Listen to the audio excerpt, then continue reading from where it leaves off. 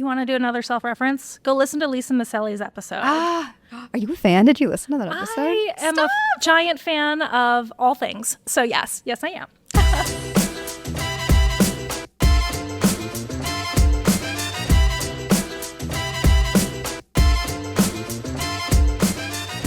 Hello, and welcome back to Journeys to College and Beyond. And it's a mailbag episode, so we're answering frequently asked questions for newly admitted first-year students, and even some submitted from listeners like you. If you want to submit a question for a future episode, see fun behind-the-scenes content, and more, check us out on TikTok at illinois.journeys.pod, and make sure you subscribe to our YouTube channel. That's the Illinois Admissions YouTube channel, so you never miss an episode. And in regards to today's topic, you might be thinking, wow, Maddie, you know so much about admissions. You're going to answer all of our questions for us. And unfortunately, you're wrong. But luckily, I know someone who is very capable of this. We're here with a bona fide pro today on the pod. We have Assistant Director of First Year Admissions with us, Kristin Van Duyne. Welcome, Kristin. Hello. Thanks for having me. Hello. We're so happy to have you. We work together a little bit here and there in the admissions world, but I'm excited to have like a more of a sit-down deep dive with you today. So Kristin, why don't you start off by sharing a little bit about who you are and what you do here at Illinois? Yeah, so like you said, I am the Assistant Director for First Year Admissions, and so that basically means pretty self-explanatory. I kind of oversee first-year admissions. And so that's looking at everything from I train all of our reviewers on how to review applications. I review about 10 billion applications myself each cycle. And then we also work a lot with our athletes, getting them admitted, work through all of the student discipline issues that might come up that students disclose in their applications, work with final materials over the summer, so everything that needs to be submitted with transcripts, test scores, all of that kind of stuff. Do a lot of working as well with our different college partners and making sure that we're kind of on track with what they want, meeting with them over the summer to make sure that we're admitting the students they want us to admit, all that fun stuff. Wow, sounds like a lot. Believe it or not, Kristin's actually being modest because she has worked at Illinois kind of in the admissions realm for most of your professional career, right? Mm-hmm. And what's really kind of rare about you is that you're someone who has worked both on the recruitment and outreach and the operational side of things. Correct, yes. Which is kind of like talking shop a little bit, but just know like Kristin knows her stuff, guys. And I wanted to kind of go through the list of all of the roles that you've held in regard to admissions here because it's super interesting and you've got awesome perspective. So you started out as an I-Star. Mm-hmm. Which our listeners know, especially from season 1 of our show. We had so many I-Stars, aptly named student tour guides who are stars, rock stars, and they're amazing. You were one of them, and you were just telling me before we started that they weren't even called I-Stars. That's true. I'm very old, and so we were just called tour guides back then. We didn't get to be stars until later, but... Do you think it's possible they named it after, like, you and your peers because you did such a good job? I think there's a really good chance that that is where the name came from. Yeah. Definitely not an acronym at all. We're going to roll with that. So, like, started out as an I-Star, as a student, crazy. Moving on to counselor, NSR coordinator, which we'll talk about what that means. And then reviewer, which I don't know if you want to explain a little bit about what that role does and what that means. Yeah, so we have almost an army of people who help us work through all the applications that we get. The past couple of years, we've gotten over 80,000 applications. It takes a lot of people to be able to process those, to review them well and consistently so that we can, review fairly for every student who applies. And so for 13 years, I was a part-time reviewer. And so I just reviewed lots of applications over that time. Wow. It's a super important job. I see why it takes, like you said, an army of people to review. So you've got that going on. Do you still review today? Yeah. Lots of bots. I believe you. And then cut to now, Assistant Director of First Year Admissions, which you talked about a little bit earlier. And probably the most impressive and impactful is the role of parent, which is crazy. It is. My daughter is a senior in high school this year. So we are going through admissions on the student parent side as well as the professional side this year. So that's been a fun, different perspective than I'm used to. I can't imagine. I mean, does that like blow your mind that your kid is? A little bit. Yeah. It's, your Facebook memories come up of your videos Oh from when my she's God. 2 years old and reading you an Elmo book. And then all of a Wild. sudden, here she is like writing gorgeous college essays and getting admitted. And it's crazy. Wild. Was she interested in Illinois? Yeah. So she Makes has sense. kind of narrowed it down to Illinois or Illinois State. We're doing all the visits and the admitted student Oh my things gosh, and how kind of fun making for you. final decisions. So, Wow, that is crazy. Wow, well, best of luck with all of that. I'm sure she'll land just right where she needs to be. That's But, the goal. I hope it's here because we love Illinois so much. Okay, well, why don't you tell us a little bit about your journey to Illinois and kind of thinking back to when you were on that side of things? Yeah, so I applied here as a first-year student, did not end up coming. I got better scholarship offers elsewhere, and so went there and did a couple years out in D.C., ended up not being a great fit for me, and so I ended up coming back to Illinois as a transfer student. And so then Wow. I got to, be a transfer student and kind of get that perspective of things. That experience in DC is also kind of what led me to admissions, though, in that when I was in DC, I had an internship with my congressman. And one of my duties was when constituents came to visit, I gave them tours of the Capitol. And I really liked giving tours of the Capitol. It was really fun. I didn't know this about you. Yeah, I have depth, Maddie. Cool So much job. Kristen Lore, love that. And Okay, so continue. when I came to Illinois, I was sitting out on the quad one day with my friend and we saw a tour group go by. And I was like, man, I used to give tours when I had this internship and I really liked it. And I just kind of said it Yeah. in passing. And she's like, oh, well, I know the guy who runs that. Do you want me to find out when they're hiring? And I was like, sure, great, why not? Right. And so she got that Perfect for you. information, passed it along. I, got hired on as a student tour guide at that point, and that's how I got my start in admissions. Oh my gosh. And you were just in love with it and you never left. Kind of, yeah. Yeah. Aw, So, cool. when I was graduating, I wasn't sure what I wanted to do with my life. Mm-hmm. And my supervisor at the time was like, we have some open positions. Have you thought about applying? And I was like, I don't know enough to be an admissions counselor. And she was like, you'll be fine. She Yeah. was right. And so, I started as a campus visits admissions counselor way back in the day, doing all the programming for admitted students and all of that. Yeah. And all the going out to visit high schools, meeting with families as they came in and all of that. And then, it's just kind of built from there. You have such awesome perspective because you've had so many roles and you've seen so many sides of this. And that is so valuable. And that's totally why we thought of you when we thought about this idea for an episode, which is admitted frequently asked questions, like we said before. And, it's super timely as well because this is an exciting time of year. Do you want to explain why students and parents might be having a lot of feelings right now? as we Oh, record? I have a lot of feelings right now as well. It's a big change. It's a big transition. Yeah. It's, that time where your student is going out on their own, becoming an adult and having to make big decisions that feel like this is going to impact the rest of my life.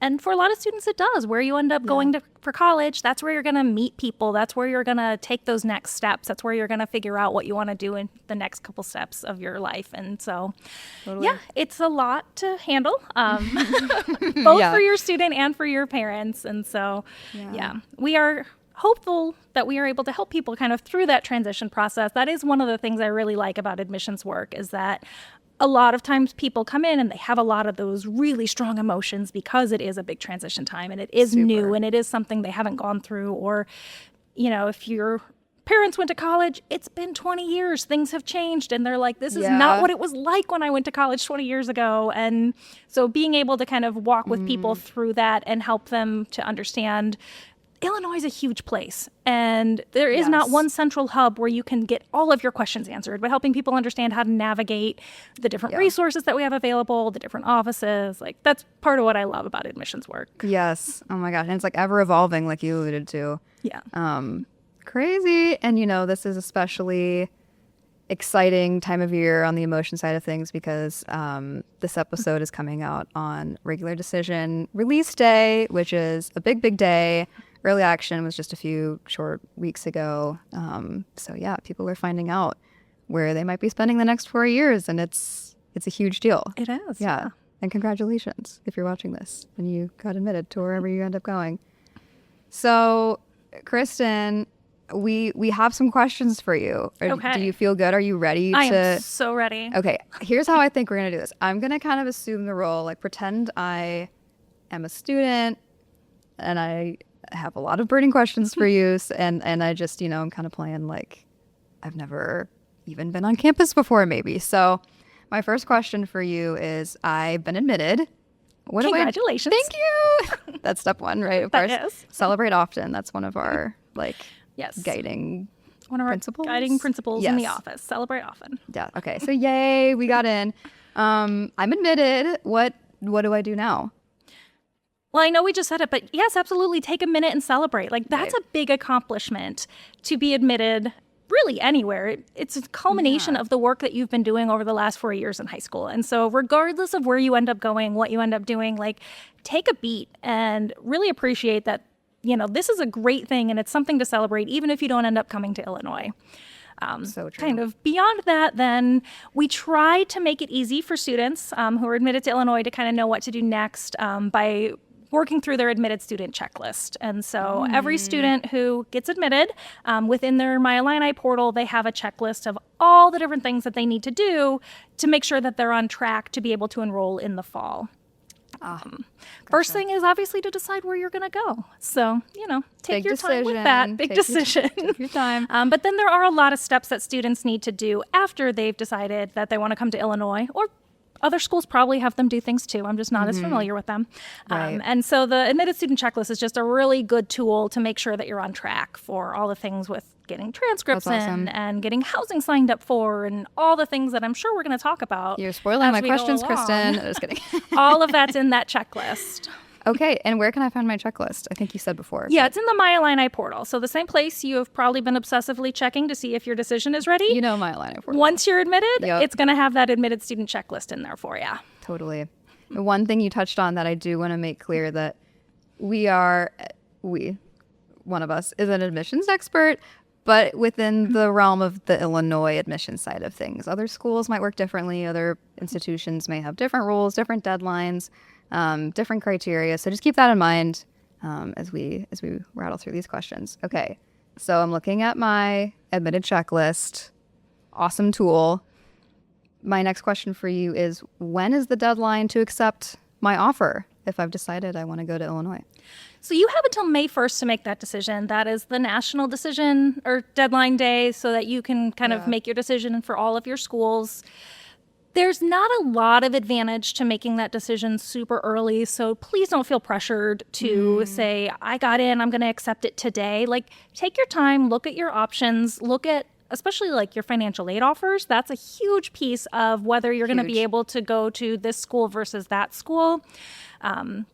I know some people worry that if they don't accept right away, they're not going to get into housing, but the housing deadline is after May 1st. We're going to make sure that you get classes, you're going to have somewhere to live. So please accept by May 1st, but Right. don't feel pressured to accept before that. If you know for sure, I want to come here and I can afford this, we've looked at the financial aid package, great, accept it as soon as you're ready. But Gotcha. you've got until May 1st. Okay, perfect. And that's like a national deadline, like you said. So even if I'm looking at other schools, good to know, right?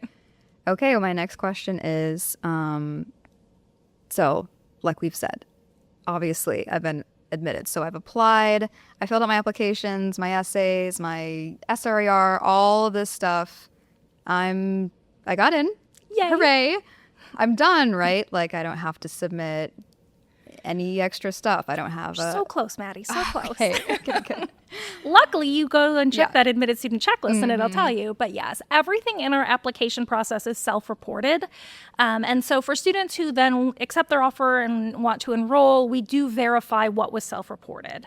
So we're going to ask it. for final transcripts from all the institutions that you've attended. Most students, that's just going to be your high school. But if you did take any college coursework, including dual credit coursework while you were in high school, we're going to want those college transcripts as well. Yeah. And then if you chose to apply with test scores, so SAT, ACT, we're going to need official scores to verify what was reported. And then any students who submitted any kind of English proficiency scores, TOEFL, Duolingo, IELTS, anything like that, we're also going to need those official scores sent in. Makes sense. Those are all that's required. Students can also choose to send in things like AP scores. So we don't require those. That's not part of our admissions process, but it can be really valuable to get those college credits that you've earned by doing well on those AP exams. And so those can also be sent in once you've chosen to enroll here. You can send all of those official scores as well. Are those all due on May 1st as well? So those are actually going to be due on July 1st. So we give you a little bit of extra time. For your high school transcript, you probably have not graduated yet by May 1st. So we want to see that you've graduated from high school. So we would encourage you to wait until you have graduated from high school to send that, because otherwise we're going to say, cool, thanks, send us another one that shows that you actually graduated from high school. Final transcript. Yes, we're going to want to see that final high school transcript that shows you got all the grades you said you got, you took all the classes you said you took, and you graduated. Awesome. Okay. This is a funny one that I know I said we would. I promised you'd come back to this one. Kristin, what is NSR? NSR is so fun. It's such a good time. So NSR stands for New Student Registration, and that is the chance that you have over the summer to register for your first semester's worth of courses. As you mentioned at the beginning, one of my jobs in our office used to be the NSR coordinator, which means that I was in charge of that programming over the summer. So that's why I think it's a super fun time. It's a lot. It's overwhelming. It's a full day on campus, and it incorporates a lot of different things that you'll need to know on campus. So the main point of the day is that you will get registered for your classes. So you may register for them on the day that you're here. You may register for them later. You might just get like the tools and the access and everything that you need. But that's kind of the main goal. But throughout the day, then there are also going to be things where you're going to get to meet with people, hear about maybe housing or financial aid, or you might be able to go do a walk-in appointment at the bursar's office, or whatever it is on campus that you're like worried about, want to go take care of. You're going to have a chance to do a lot of those things. The program is actually shifting a little bit this year. It used to be through admissions. It's now through student affairs. And so I don't know all the fun things they have in store, but I know the person who's running it now, and she is fantastic. Amazing. And so I know it's going to be a great program for that as well. NSR, I remember because as I've said on the show before, I was a student at Illinois. I remember my new student registration day. It was actually really fun. I wasn't expecting it to be like a fun day because I just kind of thought I would be filling out forms and paperwork and like one of those kind of days. It was so fun, and it's so exciting to look at all the kinds of courses that we offer, and I'm actually signing up for them. I'm building my schedule. It just kind of made it feel real, and that was like the most fun part. Yeah. That part's fun. And then you're also going to be in like groups with people in your same college. So you're going to get to start meeting the people that you're going to be taking classes with. How exciting. And, it's a good chance to kind of start visualizing yourself on campus if you haven't had a chance to do that yet. Ooh, that's getting me so excited. It's so fun. And that's over the summer, right? Yep, that's over the summer. Most students do come to campus. There is also a virtual option for students who live far away. I believe it's about a 500-mile radius. They're going to say, okay, maybe you don't need to come in for a single day for that. So there are some virtual options. We get it. But I would strongly recommend, if you're able, come to campus. Totally. Have that experience, because campus in the summer is so peak. We're really lucky that we get to experience it all the time. It's like our best kept secret, I think. Yeah. So fun. Love NSR. Okay, great. Well, I'm excited to see all the new stuff going on with the new leadership there. Very exciting. Okay, next question for you is kind of an important one, which is, what are my options for paying for college? When will I find out about scholarships, honors, need-based aid, all that good stuff? Yeah, college is expensive. That is a fact. Wow. So you are right. I'm here to give you all the facts. So keep it real, Kristin. Keep it real. Keeping it real, yeah. Yeah. So there's a lot of different options within kind of, not just, do you happen to have a pile of money in the bank, which great for you if you do. We don't all just have that. Right. We do have scholarships and grants. Those are like peak aid because those don't have to be repaid. That is just like gift money that you're given. Grants are based on financial need. And so if you have not filled out your FAFSA, fill out your FAFSA. That's very important. So you're going to want to make sure you do that. The priority deadline is, I believe, March 15th. Don't quote me on that. I don't work for financial aid, but as soon as possible, fill out that FAFSA so that you can get qualified for as much of that need-based aid as you need or as you're able to. Scholarships are going to be based on some kind of achievement. So it might be academic achievement, athletic achievement, talent if you're in a talent-based major, something like that. Some of those do come from the university. Some of those come from the colleges and departments themselves. And so you might get notification in a couple different ways about those. But check your email. You're going to find out about things that way. I will say that those are not as common for first-year students. There are some students who are able to get those. We don't have a lot. There are more scholarships that become available for continuing students.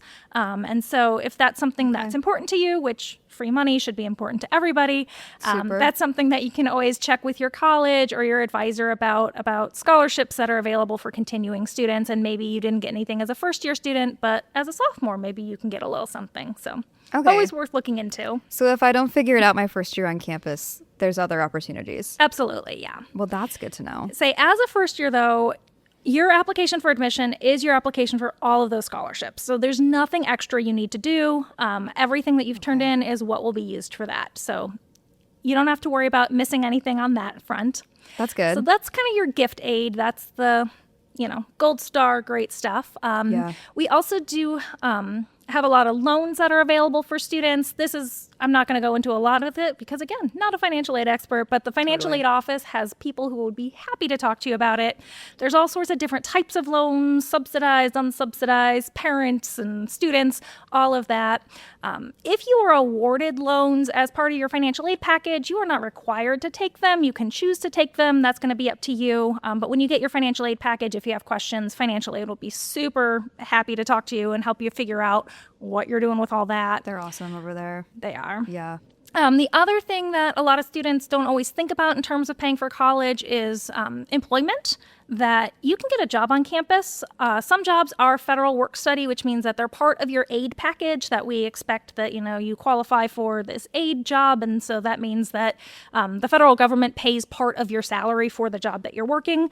Not all students on campus are federal work study, and they still have lots of jobs. So that's another great thing that students can do on campus to help pay for college is find a job. The financial aid office keeps a virtual job board up that has all the openings across campus. So you can find something that works for your schedule, that meets with your interests. I think the dining hall is probably the number one employer of students because they just need so many students. But there are lots of other options across campus too. Being an I-Star, that's a great one. But then a lot of labs have positions, libraries have positions, offices have internships. So if you're into like communications and marketing, a lot of offices have student workers in the communications and marketing realm. So lots of options along those lines as well. Yeah, my roommate did that, my freshman year roommate, and she worked at the ARC, the rec center, and it was like super easy and it was fun, and we'd go visit her at work and we'd like do little night workouts. But like tons of options. I would never have thought that was one of them. But I know she appreciated that a lot as well. So lots of options, and something that I'll do a quick little plug. I would encourage you to reach out to financial aid. If you have specific questions and if you want to get a general sense of stuff, we do have an episode all about financial aid. It's from our first season, and it's with a lovely person named Bethany. She talks about Illinois commitment, but she also talks about all sorts of other financial aid related questions. So check that out if you have some questions that you just want to get a little more info on. And financial aid is super important. So. And I skipped a part of your question. Sorry, I just realized. Oh, did you? April 1st is when you will find out for sure if you've gotten any scholarships. So they are kind of released on a rolling basis. Some students have already heard at this point that they've got scholarships. Some will continue to hear over the next week or so, month or so. We're only in February right now. I know we're releasing in March, but it's February. Right.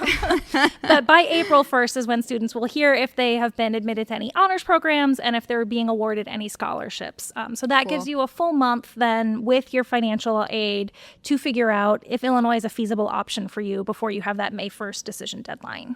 That's really good to know. Thank you for sharing the deadline. Okay, well, I have another question, kind of switching gears a little bit here. Okay.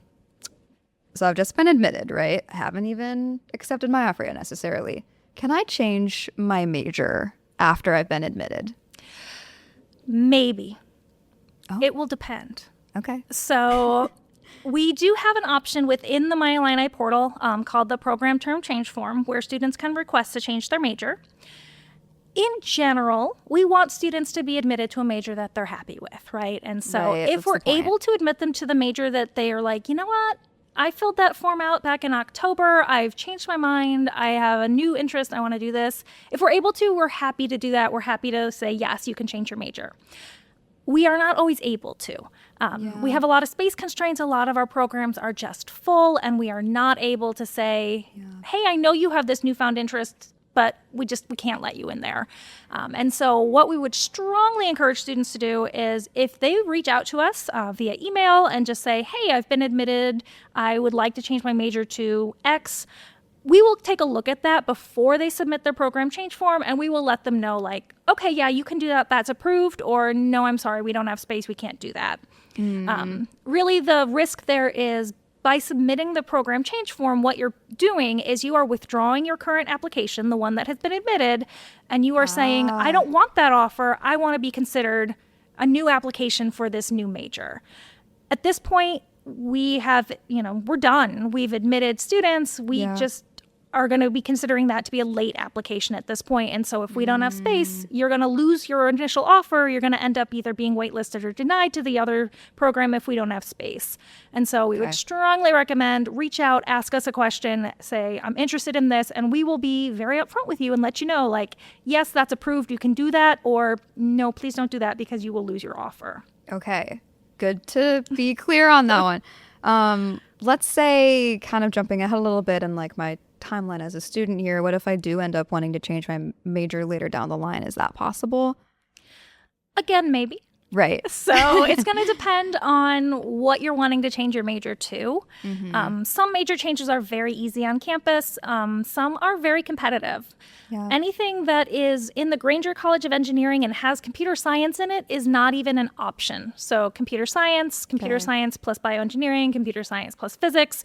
If they add any more CS pluses in engineering, I'm sure will be in the same boat where that's not even an option. Every other major on campus is available, but it may not be easy. There are going to be specific courses that may need to be met. There are going to be specific GPA requirements. You'll probably need to write a nice essay about why you're interested in this. Some are going to be more competitive than others. That is something that you can always work with your advisor for. We are well aware that at 17, 18 years old, when you filled out your college application, you are not a fully formed human being yet. Like, you have a lot of growing and developing, and you're going to find new interests that you didn't even know existed when you were in high school while you're here on our campus. Again, we try to match students to majors that they're interested in. And so if we're able to admit you to it, we would love to do that. It's just going to be sometimes there are space constraints where not everyone who wants into a certain major is going to be able to get into it. Totally. Keeping on the kind of major question, the options around the major thing, what is a second choice major? So when you filled out your application, you had the option to apply to your primary major, what you really wanted to get into. You had the option to add a second choice major if you wanted. And for some of our students, we were not able to admit you to your first choice major, but we were able to admit you to your second choice major.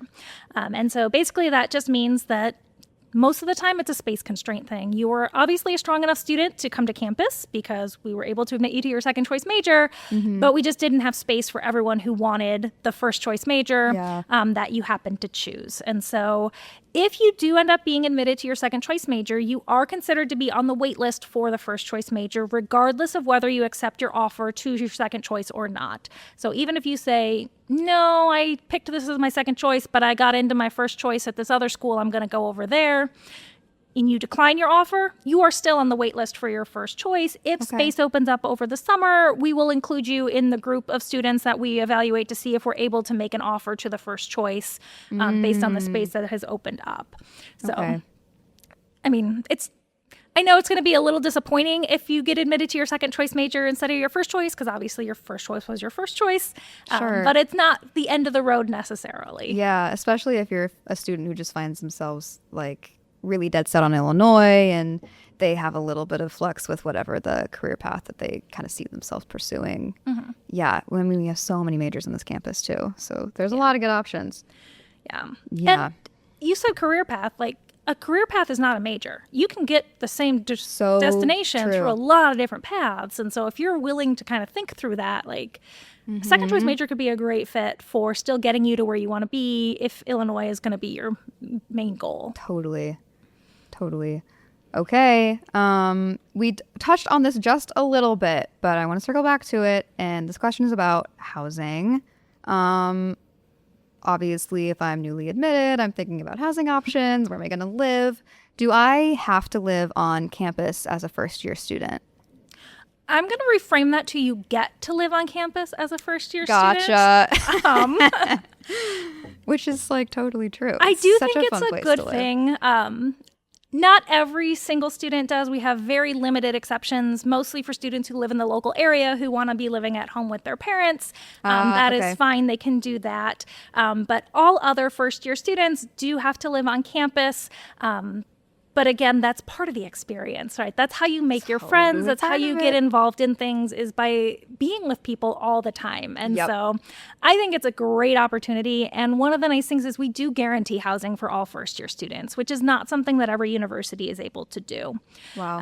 And so when I say you get to live on campus, you do. You get to live on to campus no live on matter what. You're not going to campus. have to worry about, oh my gosh, I got in and now I have nowhere to live. I'm going to have to Fine. I don't know, pitch a tent Yeah. in a public park or something. Like, we don't have to worry about that because we will have housing for you. Guaranteed. It is guaranteed for your first year, yes. Cool. We have a lot of options. We have university-run residence halls as well as private certified housing, which is basically Yes. private housing that is kind of contracted with the university. It's approved for university students to live in. One of the big things is that it offers a dining plan. We do want to make sure that all of our incoming students have food, that, they're not Yes. going to, starve themselves to death or subsist on ramen, that they are Right. able to have, Which I might do anyway, but that's a choice. shake it up you a little can bit. make. Come to the dining hall But sometimes. but we do want to make sure that all students have access to food. Yeah. And so that's a big part of it, is that they all have the dining plan as well. Yeah. And so as a student, then you can kind of choose, do you want to live in university housing? Do you want to live in private certified housing? There are a lot of differences. Some are more apartment style. Some are more the traditional, what you think of as a residence hall with, Yeah. 2 people in a room and a bathroom down the Classic hall. college Lots vibes. of different options. Yes, this could be a whole episode. In fact, it is. And if you want to talk to an amazing iStar who also does a lot of cool stuff with housing, you can listen to our interview from season 1, all about housing, with Cyan. So check that out as well. So many self-references today. I love it. Okay, I'm wrapping up to my last 2 questions for you here, Kristin. So Okay. this one, I love this question. How do I know if Illinois is the right fit for me?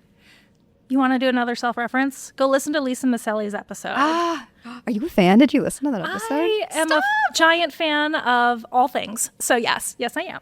Oh my God, But stop. she does a great job of talking about It was really, really self-reflection and kind of thinking about, who you are as a whole person and how does that fit into a college campus. Yep. And, you're going to be doing more with your college experience than just going to classes. And so what is it that you want to do with your college experience? Do you want there to be 700 student organizations that you can be a part of? If that's important to you, Illinois could be a great fit. If you're like, that sounds terrifying and I don't want that many people in my backyard, Illinois might not be a great fit for you.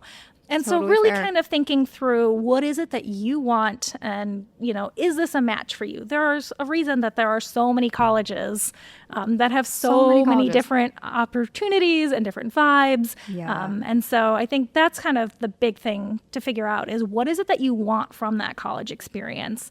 And then you can Yes. start to look at, our website has so much information about what's available, but you have to know what you're looking for Yeah. that to even be helpful. And then kind of Yeah. seeing, do the things that are important to me seem to match with what's available on this campus? Great advice. And that's an episode with Lisa Masel, and it's called Living Holistically. It's kind of about holistic review, but it's about so much more than that. It's all those things you said and more. Yeah, great episode. So thanks for the plug. Yeah, and great answer. Here's my last question for you, which is, what should I do if I still have questions about my admission? you should 100% call or email the admissions office. We have people who would love to talk to you about this. You may have gotten that vibe that I love talking about admissions. I'm not the only one. Like, we're all like this, where we love to talk to students, we love to talk to families, and we want to help you make the, decision that's right for you, whether that ends up being coming to Illinois or not. We want you to, make the right choice for you and what feels right for you. And so if you have questions, reach out. We are happy to talk to you. Oh my gosh, amazing. Kristin, thank you so much for sharing your knowledge and your expertise with us today. And best of luck to you and your family in the fall, whatever that may have in store. Oh, thank you. You're so welcome. And yeah, just thank you. Come back anytime. Guys, that's all for this episode. And in the meantime, check us out on TikTok at illinois.journeys.pod. Subscribe to our YouTube channel, Illinois Admissions, on YouTube, and we'll see you guys next time. Thanks.